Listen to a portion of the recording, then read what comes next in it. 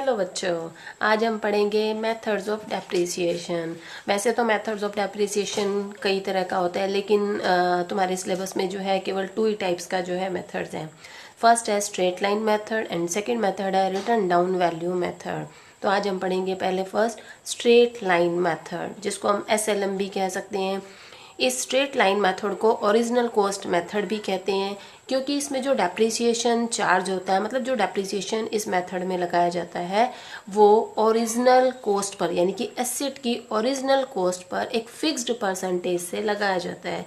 क्योंकि इसमें जो डेप्रिसिएशन लगता है वो ओरिजिनल कॉस्ट पर लगता है, इसलिए इसको ओरिजिनल कॉस्ट मेथड कहते हैं। इस मेथड में क्या होता है, जो डेप्रिसिएशन होता है वो हर साल इक्वल लगता है, यानी कि डेप्रिसिएशन की अमाउंट जब हम कैलकुलेट करते हैं तो हर साल इक्वल डेप्रिसिएशन चार्ज होता है, यानी कि सेम होता है डेप्रिसिएशन हर साल। इसलिए हम इसको इक्वल या फिक्स्ड इंस्टॉलमेंट मेथड भी कहते हैं। इस मेथड के अकॉर्डिंग ईयरली डेप्रिसिएशन, यानी कि पूरे साल का जो ईयरली डेप्रिसिएशन चार्ज करने का एक फॉर्मूला होता है। कैसे निकालते हैं इस मेथड के according depreciation equal to original cost of asset, यानी कि एसेट की ओरिजिनल कॉस्ट, उसमें से माइनस कर देंगे हम एसेट की एस्टिमेटेड स्क्रैप वैल्यू या रेजिडुअल वैल्यू कहते हैं, या इसको हम ब्रेकअप वैल्यू भी कहते हैं। ये हमें क्वेश्चन में दी हुई होगी कि एस्टिमेटेड स्क्रैप वैल्यू या ब्रेकअप वैल्यू या रेजिडुअल वैल्यू क्या है। तो एसेट की ओरिजिनल कॉस्ट में से हम ये एस्टिमेटेड स्क्रैप वैल्यू को माइनस कर देंगे। जो अमाउंट आएगी उसको डिवाइड करेंगे हम एस्टिमेटेड लाइफ ऑफ एसेट की। एसेट की एस्टिमेटेड लाइफ क्या है, ये भी क्वेश्चन में दी होगी। ये एस्टिमेटेड लाइफ ऑफ एसेट ये नंबर ऑफ ईयर्स में दी होती है। अब इसको कैसे करेंगे, इस एग्जांपल से हम समझते हैं इसको। फॉर एग्जांपल कि एसेट की ओरिजिनल कॉस्ट है 1 लाख रुपीज़, स्क्रैप वैल्यू है एसेट की है 20,000 रुपीज़, एस्टिमेटेड लाइफ दी हुई है 10 ईयर्स। तो हम डेप्रिसिएशन कैसे कैलकुलेट करेंगे, ओरिजिनल कॉस्ट 1 लाख, उसमें से माइनस करेंगे स्क्रैप वैल्यू जो कि 20,000 है, और उसको डिवाइड करेंगे एस्टिमेटेड लाइफ से जो कि 10 ईयर्स है। तो 1 लाख में से 20,000 माइनस करेंगे तो ये आ जाएगा 80,000।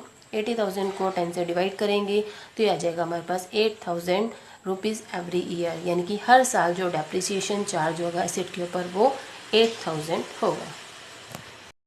मेरिट्स, इस मेथड की क्या मेरिट्स है या हम एडवांटेज कह सकते हैं। मेरिट्स में फर्स्ट है this method is very simple, कि ये मेथड बहुत ही सिंपल है। सेकंड कि इस मेथड में जो है जो अमाउंट ऑफ डेप्रिसिएशन है, डेप्रिसिएशन की जो अमाउंट है वो इक्वल होती है, यानी कि हर साल इक्वल अमाउंट ऑफ डेप्रिसिएशन जो है प्रॉफिट एंड लॉस अकाउंट की हम डेबिट साइड में शो करते हैं। थर्ड मेरिट कि एसेट जो है कम्प्लीटली रिटर्न ऑफ हो जाती है, कहाँ तक, नेट स्क्रैप वैल्यू या हम कहें ज़ीरो वैल्यू तक। फोर्थ मेरिट कि ये मेथड जो है हमें एसेट की ओरिजिनल कॉस्ट और अप टू डेट जितना डेप्रिसिएशन लग रहा है उसकी हमें इंफॉर्मेशन प्रोवाइड करता है। डीमेरिट्स, हर मेथड के कुछ मेरिट्स होते हैं और कुछ डीमेरिट्स होते हैं। तो डीमेरिट्स क्या है इस मेथड के, फर्स्ट कि इस मेथड में डेप्रिसिएशन की कैलकुलेशन या कंप्यूटेशन करना डिफ़िकल्ट हो जाता है। कब, अगर हमारे पास बहुत सारी यानी कि डिफरेंट मशीनें हैं, नंबर ऑफ़ मशीन्स हमारे पास ज़्यादा हैं और उन सभी मशीनों का जो लाइफ स्पैन है वो डिफरेंट है, तो कई बार जो है डिफ़िकल्ट हो जाता है डेप्रिसिएशन को कैलकुलेट करना। सेकंड डिमेरिट क्या है कि अनइक्वल चार्ज होता है इनकम के अगेंस्ट। अनइक्वल चार्ज मतलब चार्ज में क्या आएगा, एक तो रिपेयर चार्जेस और दूसरा डेप्रिसिएशन, इन दोनों को हम बोलते हैं चार्ज। तो ये जो होता है रिपेयर चार्ज और डेप्रिसिएशन वो इनकम के अगेंस्ट क्या होता है, अनइक्वल होता है।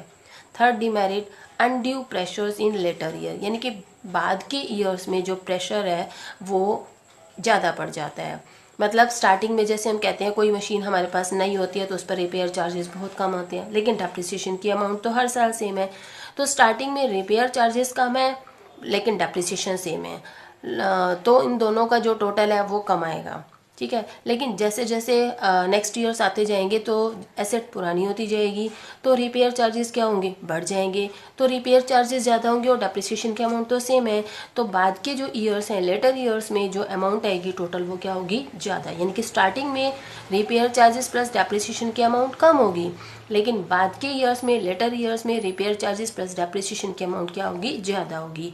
तो बाद के ईयर्स में जो प्रेशर जो है वो ज़्यादा हो जाता है। फोर्थ डिमेरिट क्या है कि जो हम कह रहे हैं कि एस्टिमेटेड स्क्रैप वैल्यू हम एसेट की एस्टिमेटेड हम एस्टिमेशन लगा रहे हैं, कि इतने साल के बाद जो एसेट की जो सेल वैल्यू होगी वो कितनी होगी, वो सिर्फ हम एस्टिमेशन लगा रहे हैं। तो वो जो एस्टिमेशन है, डिटर्मिनेशन है स्क्रैप वैल्यू का, वो क्या हो जाता है, डिफ़िकल्ट हो जाता है। मतलब बहुत डिफ़िकल्ट होता है कि हम ये एस्टिमेशन लगा सके कि वो इतने साल बाद कोई एसेट हमारी कितने की सेल होगी। आई होप आपको ये मेथड अच्छे से समझ में आ गया होगा कि इस मेथड के अकॉर्डिंग डेप्रिसिएशन के अमाउंट कैसे कैलकुलेट करते हैं, इस मेथड की क्या मेरिट्स हैं, क्या डीमेरिट्स हैं। ठीक है, अगर आपको ये वीडियो अच्छी लगी तो प्लीज़ लाइक एंड सब्सक्राइब कर देना, और आप ये नोट्स जो है टेलीग्राम चैनल पर जाकर देख सकते हो। Thank you for watching this video.